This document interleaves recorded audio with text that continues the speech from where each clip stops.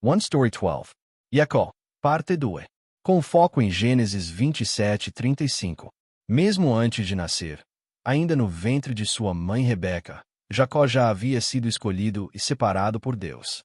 Mas o Jacó que recebeu a bênção de seu pai, bênção que ele tanto desejava a ponto de enganar tanto o pai quanto o irmão, acabou se tornando um fugitivo por causa dessa mesma bênção. Em Betel, Jacó encontrou-se com Deus. Mas mesmo depois daquele momento, ele ainda não reconhecia, nem considerava, Deus em sua vida diária. Simplesmente continuou vivendo, desfrutando do tempo na casa do tio Labão com a mulher que amava Raquel. Tanto que se esqueceu do chamado que havia recebido e do lugar onde deveria estar. E finalmente, sob a mão soberana de Deus, a vida que deveria ser próspera por causa da bênção passou a se fechar por todos os lados. Foi então que Jacó saiu da casa do tio e sogro Labão. Na verdade, ele fugiu. Volte para a terra dos seus pais e para os seus parentes. Deus insiste em Canaã. Repetiu isso a Abraão, a Isaque e agora a Jacó. E mais uma vez. Então o Senhor disse a Jacó: volte para a terra dos seus pais e dos seus parentes, e eu estarei com você. Porque Deus insiste em colocar seu povo na terra de Canaã será explorado mais profundamente na continuação da série One Story, durante o estudo de Josué. Jacó chama Raquel e Leia e começa a desabafar, contando como sua vida havia sido difícil debaixo de Labão. Ele diz como Deus lhe havia falado: eu sou o Deus de Betel, onde você ungiu uma coluna e me fez um voto. Agora levante-se, saia desta terra e volte para a terra do seu nascimento. Com o consentimento das esposas, Jacó parte da casa de Labão. Mas isso não parece ser Jacó obedecendo ativamente à voz de Deus com convicção. Parece mais Deus o arrancando à força. Jacó, pressionado por todos os lados, não teve outra escolha senão partir. E, no coração dele, ainda não está dizendo: vamos voltar para Betel. A caminho de Betel. Agora Jacó está no caminho de volta para Betel. Meio disposto, meio relutante. Mas como ainda não se rendeu plenamente em seu coração, a jornada não será fácil. E há várias montanhas que ele precisa atravessar. Atrás dele está a ameaça de Labão. À frente, a presença imponente de Esaú. E no caminho, o encontro em Siquém, que Deus já havia preparado. Mas é claro, Deus envia seus anjos adiante para guardar esse caminho. A perseguição de Labão. Jacó já começava a se sentir desconfortável perto dos filhos de Labão. Então, assim como havia fugido de Esaú, agora foge de Labão e de seus filhos. Mas desta vez, ele não está sozinho. Tem 4 esposas, 11 filhos e uma filha. Labão descobre a fuga de Jacó 3 dias depois, e o persegue por 7 dias, até alcançá-lo. Jacó certamente tinha muito a dizer, mas do lado de Labão também havia um forte senso de traição. Não apenas por causa de Jacó, mas por causa de suas 2 filhas. Mas, mais uma vez, o Deus que protegeu Abraão, Isaque e Jacó intervém. Antes que Labão alcançasse Jacó, Deus aparece a Labão em sonho e diz: cuidado! Não diga nada a Jacó, nem em bem nem em mal. Labão, embora expresse sua decepção, acaba focando apenas em recuperar seus ídolos domésticos, os terafins. Depois de ouvir a repreensão de Jacó, Labão faz uma aliança com ele e retorna para casa. Quando Deus protege, nem mesmo os reis da terra, nem mesmo Satanás, podem tocar em um filho de Deus. Agora Jacó havia cruzado uma pequena montanha em sua jornada de volta a Betel, preparando-se para encontrar Esaú. Jacó não era uma pessoa especial. Sua esperteza, seus esquemas, sua agilidade mental, sua capacidade de sobreviver no mundo, são apenas reflexos da nossa própria vida. Agora, ao se aproximar de Betel, sua terra natal, o lugar onde fez um voto a Deus, Jacó começa a se preparar para encontrar seu irmão Esaú. Porque ele tem medo. Primeiro, ele envia mensageiros à frente para ver como Esaú poderia reagir. Coloca até palavras suaves na boca deles, dizendo: espero encontrar favor aos olhos do meu senhor. Mas o relatório que volta é assustador. Esaú está vindo, com 400 homens. Segundo, Jacó divide seu povo e seu rebanho em 2 grupos, para que, se Esaú atacar um, o outro possa escapar. Terceiro, Jacó, que há muito tempo não orava, finalmente se volta a Deus em oração. Em resumo, sua oração soa assim: Deus do meu avô Abraão e do meu pai Isaque, o Senhor me disse que, se eu voltasse a esta terra, o Senhor me faria bem. Sim, eu reconheço que já fui grandemente abençoado, mas agora, por favor, livra-me das mãos do meu irmão Esaú. Estou apavorado. O Senhor não disse que me abençoaria e faria meus descendentes como a areia do mar. É uma oração profundamente egocêntrica, sem sinceridade, como uma criança agarrada a promessas que não entende, sem compreender o relacionamento. E mesmo depois de orar, Jacó ainda tenta conquistar o favor de Esaú com um presente. Não um presente pequeno, mas um presente enorme. Tirado da riqueza que havia juntado com muito esforço ao longo de 20 anos, consumido pelo calor de dia e pelo frio de noite, sem dormir. Ele divide o presente em 3 grupos separados, mantém distância entre eles, e os envia à frente. Instrui cuidadosamente cada grupo sobre o que dizer a Esaú. Mas ainda assim, Jacó não está em paz. Naquela noite, ele envia suas esposas, filhos e pertences para o outro lado do rio Jaboque. E ele permanece sozinho. Ele ainda não está em Betel. Mas finalmente, como quando fez seu primeiro voto, está sozinho novamente. Agora, ele precisa se encontrar com Deus. Meu nome é Jacó. Jacó, deixado sozinho, luta com um homem durante a noite. Isso revela a dor e o tumulto que ele carrega por dentro. E o homem, representando Deus ou seu anjo, não o vence. Deus não esmaga seu filho amado com força. Não é por falta de poder, mas por amor. Sim, Deus cumprirá sua obra com zelo. Mas no momento, parece que o filho prevalece sobre o pai. Então, o anjo toca a articulação da coxa de Jacó e a desloca. Ele atinge Jacó no centro de sua força. Em outras palavras, quebra a autossuficiência de Jacó, o núcleo do que ele sempre confiou. O anjo então pergunta o nome de Jacó. Anos atrás, quando seu pai Isaque lhe perguntou: Quem é você? Jacó havia apostado tudo para responder: Sou Esaú, para receber a bênção.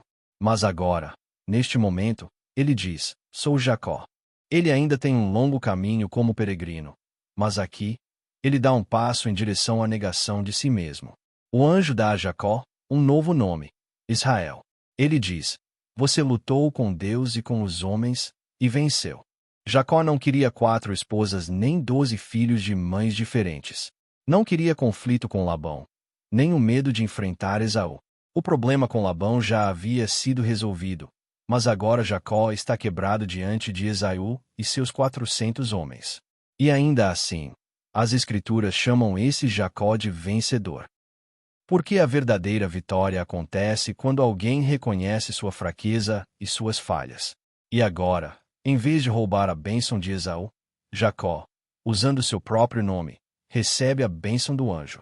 A recepção de Esaú.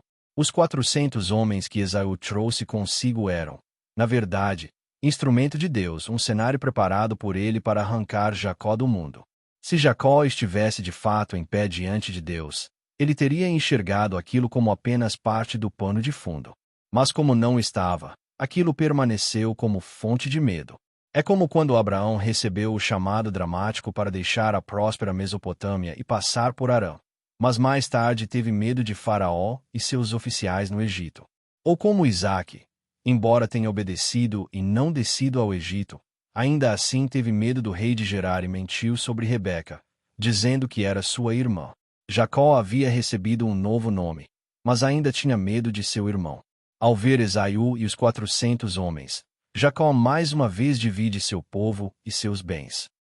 As servas e seus filhos vão na frente, depois Leia e seus filhos, e por último Raquel e seu filho José ficam na retaguarda. Então Jacó se aproxima de Esaú e se curva 7 vezes até o chão. Mas o coração de Esaú já não carregava ódio nem desejo de vingança. Não foi porque Jacó orou com tanta intensidade, mas porque Deus já havia preparado o coração de Esaú. Ainda assim, Jacó, incapaz de enxergar a mão de Deus por trás das pessoas e das circunstâncias, diz a Esaú: Ver o teu rosto é como ver o rosto de Deus. Foi Deus quem trouxe a resolução, mas Jacó dá a glória a Esaú. E mesmo assim, Deus continua resolvendo os problemas de Jacó. Mais uma vez, Jacó usa palavras e persuasão para recusar a oferta de Esaú de seguirem juntos. Agora, em sua jornada de volta à terra natal, aquele coração que havia sido quebrantado começa a se exaltar novamente, buscando ser rei de si mesmo mais uma vez. Depois de toda a aflição, depois de tudo o que Deus fez por ele, este deveria ser o momento em que Jacó dissesse: Sim, Senhor, a partir de agora viverei somente contigo como meu rei e meu Senhor, e andarei como filho obediente. Mas é tão difícil abandonar o estilo de vida do pecador. Todos os perigos visíveis já haviam passado. Era hora de correr para Betel-Semperar, de reconstruir o altar. Mas em vez disso, Jacó chega a Siquém. Constrói uma casa, levanta tendas para os rebanhos, arma sua tenda, compra um terreno e constrói ali um altar. E dá ao lugar o nome de Eloi Israel, que significa Deus, o Deus de Israel. Ou seja, agora que seu nome havia sido mudado para Israel, ele declara: Deus é o Deus de Israel, meu Deus. Mas isso não é uma confissão de fé. Significa apenas: já que Deus me ajudou tanto assim, então ele deve ser um Deus que existe para mim.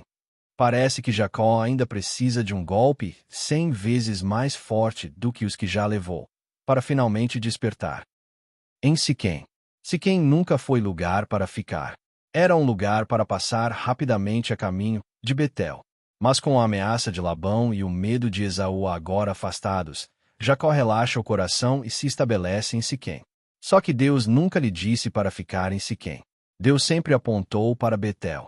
E agora, em Siquém, sua única filha, Diná, sai para ver as filhas da terra.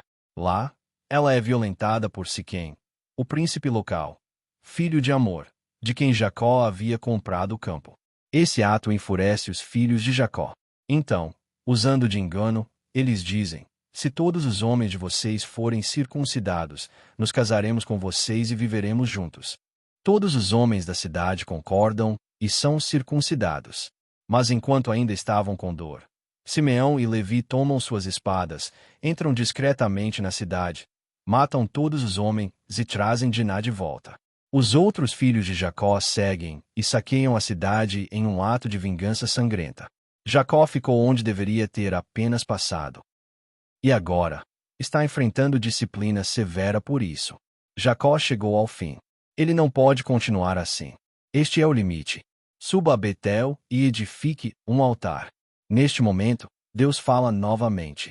Ele havia esperado com paciência, velado por Jacó, protegido, e permaneceu em silêncio até que Jacó estivesse completamente quebrado, sem forças para continuar. Agora Deus fala outra vez. Isso é o que chamamos de o zelo de Deus. Depois, Deus disse a Jacó: suba a Betel, estabeleça-se lá e construa um altar ao Deus que lhe apareceu quando você fugia do seu irmão Esaú. Deus está dizendo: volte ao exato lugar onde você me fez um voto, quando fugia de Esaú. Deus não havia esquecido um só detalhe. Agora, finalmente, Jacó começa a colocar em ordem sua identidade como filho de Deus, mesmo tendo vivido por tanto tempo como um pecador. Jacó ordena a todos os que estão com ele que se livrem dos deuses estrangeiros. Não foi apenas Raquel, mas muitos outros que estavam guardando outras coisas, junto com a adoração ao Deus verdadeiro. E isso não é diferente do que vemos hoje. Então Jacó diz para todos se purificarem. Não se trata apenas de um banho ou de uma lavagem externa. É um chamado à renovação espiritual. E ele ordena que troquem de roupas. Mais do que uma simples mudança exterior. Isso simboliza um novo modo de vida. É tempo de lançar fora os ídolos, retornar à fé e começar de novo. Então Jacó declara: vamos subir a Betel, onde construirei um altar ao Deus que me respondeu no dia da minha angústia, e que tem estado comigo por onde tenho andado. Tanto Deus quanto Jacó passaram por um processo longo e insistente. Por fim, eles enterram todos os deuses estrangeiros e os brincos usados para a idolatria debaixo de uma árvore, perto de Siquém, e partem dali. Isso é o que significa tomar uma decisão. Não é apenas falar. É enterrar completamente aquilo que deve ficar para trás. Então Deus abre o caminho. Ele faz cair terror sobre todas as cidades ao redor, de modo que ninguém ousa perseguir Jacó e os seus. Esse tipo de proteção divina aos filhos de Deus já foi visto antes e será visto novamente. Por fim, Jacó chega a Betel. Ele constrói um altar e invoca o nome do Senhor. Não mais como eu Eloi Israel, o Deus de Israel, que coloca Deus como Deus meu, mas agora como eu Betel, o Deus de Betel. Jacó finalmente desce do central. E, por fim, ele recebe a bênção de Deus. Deus o abençoa e diz: seu nome não será mais Jacó, mas Israel será o seu nome. Essa não é a bênção do mundo que Jacó tanto desejava. As coisas do mundo, ele já havia entregado muitas delas ao seu irmão Esaú no caminho. Os ídolos e os brincos ele havia enterrado todos. E agora, Deus diz: uma nação e uma comunidade de nações virão de você, e reis procederão do seu corpo. Deus está falando sobre o início de uma nação que ele levantará por meio de Jacó. E então, mais uma vez, Deus declara que a terra que havia dado a Abraão e a Isaque, Canaã, agora é dada a Jacó e à sua descendência. No entanto, durante sua vida, Jacó não tomaria posse de nenhuma dessas promessas de forma visível ou concreta. Ainda assim, a Bíblia diz que Deus abençoou Jacó, porque Jacó recebeu a verdadeira bênção, vinda do próprio Deus. Foi a bênção de uma vida que já não estava enraizada no mundo, nem corria atrás dos seus tesouros, mas uma vida que pertencia a Deus, que buscava a Deus, e que vivia como peregrino, sem apego a este mundo. Jacó, um peregrino que anseia pela sua verdadeira pátria. Agora que Jacó recebeu a verdadeira bênção de Deus, ele começa a desaparecer das páginas das Escrituras. A Bíblia registra a morte da ama de Rebeca, a morte de sua amada esposa Raquel. Por fim, a morte de seu pai Isaque. Também há o episódio em que seu primogênito, Ruben, se deita com Bila, serva de Raquel. Receber a bênção de Deus não significa que, a partir de agora, tudo na vida vai correr bem. Na verdade, muitas vezes, isso significa que começamos a ser cada vez mais separados deste mundo. Jacó agora passará para o segundo plano. Ele já não será o personagem central. A partir daqui, será José quem assumirá o papel principal na história. Mais tarde, quando Jacó se apresenta diante de Faraó, rei do Egito, ele diz: os anos da minha peregrinação são 130. Foram poucos e difíceis, e não se comparam aos anos da peregrinação dos meus pais. Jacó, em descanso. Quando Jacó se aproxima da morte, ele chama José e diz: não me sepultes no Egito. Quando eu me deitar com os meus pais, leva-me do Egito e sepulta-me onde eles estão sepultados. Agora Jacó sabe claramente onde está sua verdadeira pátria. Ele se apresenta como um homem de fé, desejando não apenas com o corpo, mas agora também com o coração, o seu lar eterno. Anelavam por uma pátria superior, isto é, celestial. Por isso, Deus não se envergonha de ser chamado Deus deles, pois lhes preparou uma cidade. Antes de morrer, Jacó reúne seus filhos e diz: ajuntem-se ao meu redor, para que eu lhes anuncie o que lhes acontecerá nos dias vindouros. Jacó pôde falar essas palavras não por adivinhação, mas porque havia caminhado pelo vale da derrota total e experimentado a condução precisa e fiel de Deus por toda a sua vida.